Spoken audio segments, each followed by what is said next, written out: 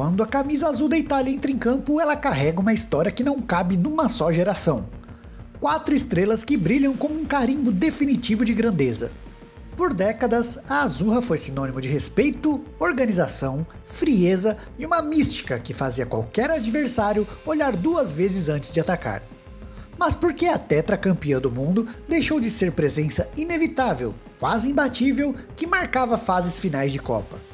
Como é que depois do auge em 2006, veio uma sequência de tropeços que desmontou o mito da invencibilidade? Eliminações nas primeiras fases de 2010 e 2014, e mais duro ainda, ausências em 2018 e 2022? Neste vídeo, vamos falar sobre a decadência da seleção italiana.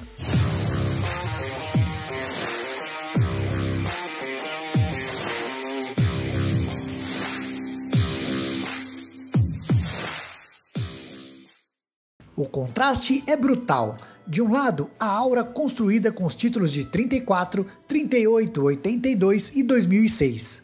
Mais as campanhas de peso na Euro, campeã em 68 e de novo com autoridade em 2021, no torneio adiado, reafirmando o tamanho dessa camisa.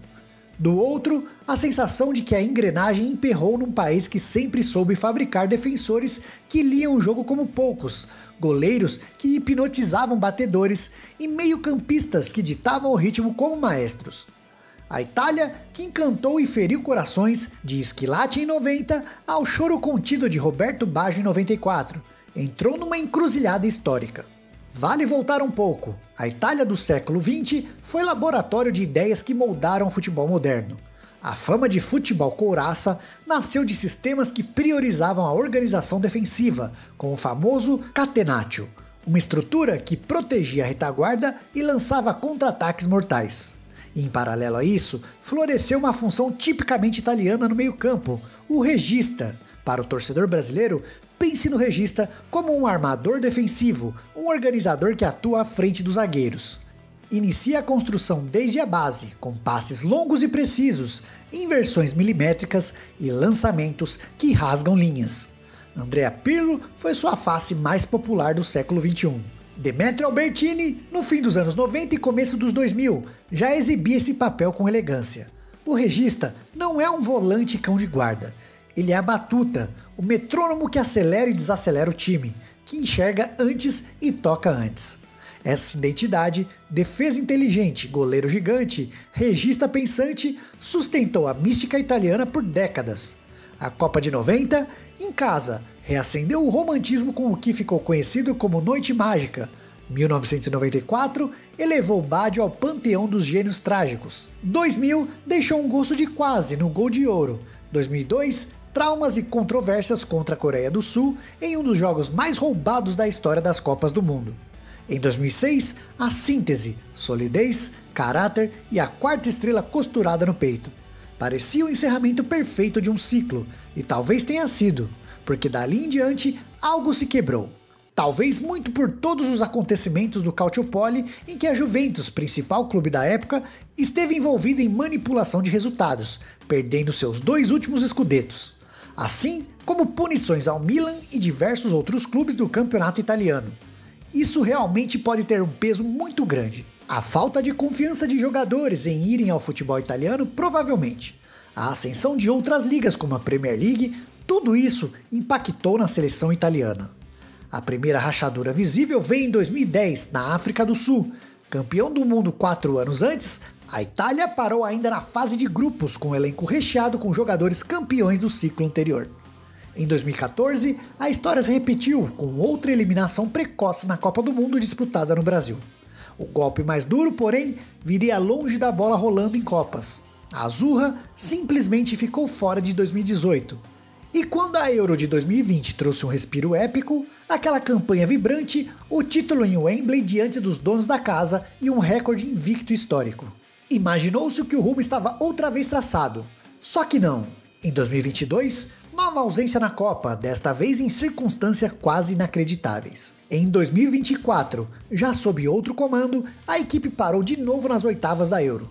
Como explicar tamanha oscilação entre vencer uma Euro e quedas duríssimas no maior palco? Nenhum técnico consegue emplacar. Roberto Mancini, que comandou o título da Euro, não conseguiu classificar a seleção para a Copa. Depois, Luciano Spalletti, que levou o Napoli ao título italiano depois de mais de 30 anos. Com um futebol envolvente e ofensivo, também não resistiu aos vexames recentes. As causas são camadas de um mesmo problema. A primeira, estrutural. A ponte entre a base e a seleção principal ficou curta demais para alguns e longe demais para outros. A Série A conviveu por anos com o uso tímido de jogadores sub-20 e com uma presença maciça de estrangeiros num patamar que, sem uma política clara de transição, reduziu a vitrine do jovem italiano. Países que criaram times B nas divisões inferiores colhem hoje uma safra mais testada na marra. Na Itália, essa ideia andou mais devagar. A Juventus deu o primeiro passo com seu time de transição. A Atalanta, clube berçário por excelência, entrou no movimento mais recentemente. A engrenagem existe, mas ainda não gira com a velocidade que o calendário e o mercado exigem. Se a base patina, a elite também sofre em outra frente, a dos estádios e das receitas do dia de jogo. Em pleno século XXI, vários estádios italianos ficaram para trás em conforto, modernidade e capacidade de gerar dinheiro fora dos 90 minutos. O caso de Milão é um símbolo. O San Siro é poesia concreta, mas o futebol contemporâneo cobra arenas que sejam máquinas de receita. Sem a renovação dos estádios, o bolo de dinheiro fica menor, e com receitas de televisão pressionadas por disputas comerciais e pirataria, o teto de investimento cai. Quando você investe menos, o efeito chega na formação, na prospecção, na capacidade de segurar talentos em ascensão, e claro, na competitividade que alimenta a seleção. Há ainda o fator tático. O futebol europeu acelerou. Pressão coordenada, linhas compactas, laterais que viram meias, centrais que conduzem. Terceiro homem em todos os lados. A Itália nunca foi refém do catenaccio. Isso é uma caricatura que se espalhou pelas décadas, mas sua escola sempre valorizou a leitura de jogo e o controle dos espaços.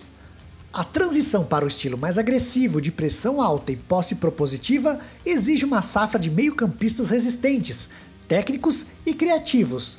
Exige atacantes que ameacem profundidade sem a bola e conectem por dentro com poucos toques.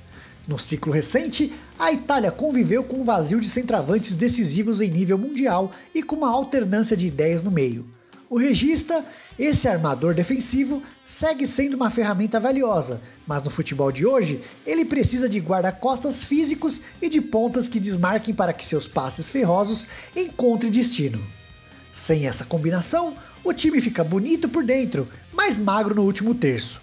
Fora que há muito tempo que não aparecem jogadores geracionais no futebol italiano. Aquela unanimidade para a seleção como em outros tempos. Uma riqueza vívida como Baggio, Del Piero, Totti, pilares da seleção e outros ótimos que corriam por fora, como Zola, Mancini, Signori, Enrico Chiesa, Marco Di Vaio e, claro, a falta de um centroavante decisivo de verdade. Talvez os últimos grandes centroavantes tenham sido justamente Luca Toni e Pippo Inzaghi. Desde então, quem tomou conta da posição como Vieri, Massaro, Schillaci ou Ravanelli? Algumas esperanças recentes não se confirmaram como esses jogadores. Insigne e Federico Chiesa não se consolidaram como esperava. Mas e o título da Euro, você pode se perguntar? Ele importa, claro, e muito. Aquele time mostrou uma Itália combinando pressão coordenada, circulação paciente e coragem para ferir adversários mais ricos. Foi um ápice coletivo que comprovou: o talento existe, a escola respira, a camisa pesa.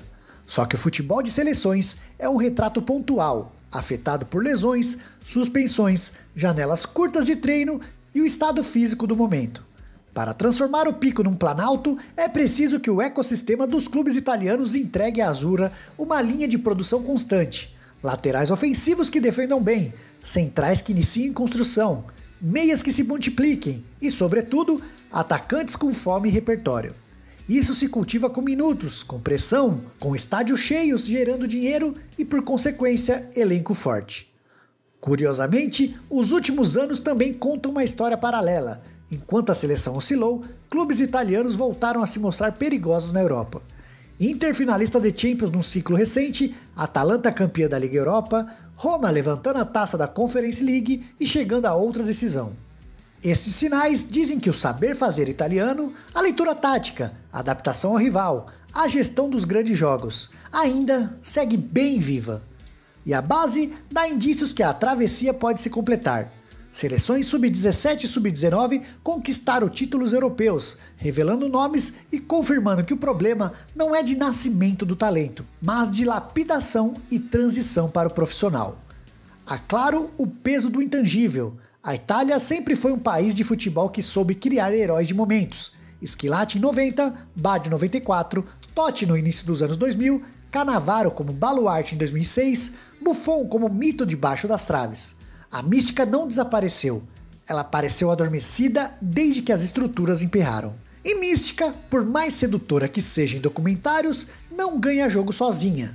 É o trabalho repetido, o investimento paciente, o caderno de treino preenchido e talvez a coragem de escalar um garoto de 19 anos num jogo grande que devolvem a aura ao lugar de onde ela nunca deveria ter saído. Hoje, o caminho está traçado: modernizar arenas, proteger e monetizar melhor o produto, multiplicar a ponte entre base e profissional com mais confiança, dar minutos de verdade aos jovens e recuperar, sem saudosismo, mas respeitando e entendendo a própria história, o melhor da identidade italiana. A defesa sólida que pensa o jogo, o goleiro que cresce em momentos decisivos, o regista que enxerga o que ninguém viu, como Andrea Pirlo, agora cercado por meias, box-to-box e pontas incansáveis. Isso não significa abdicar do novo, significa temperar o novo com o DNA Azzurri. Enfim, a tetracampeã não perdeu o respeito. Respeito não é ranking, não é moda, é história, é presença, é a expectativa involuntária que o rival sente quando a camisa azul se aproxima. O que a Itália perdeu foi rotina de vencer os jogos que sempre venceu. Isso se reconquista, e quando a engrenagem social se alinhar de novo, a orquestra vai tocar como sempre tocou, disciplinada, inteligente, impiedosa e agarrada na mística e genialidade daqueles que parecem ter sumido. Será que Francesco Camarda pode ser um desses? O tempo irá responder. Até lá, guardemos a imagem das 4 estrelas brilhando como farol. Não como lembrança, mas como promessa. Se você gostou desse vídeo, deixa o like, seu compartilhamento e seu hype para ajudar o Squadra a crescer cada vez mais. A gente se vê no próximo vídeo. Fui!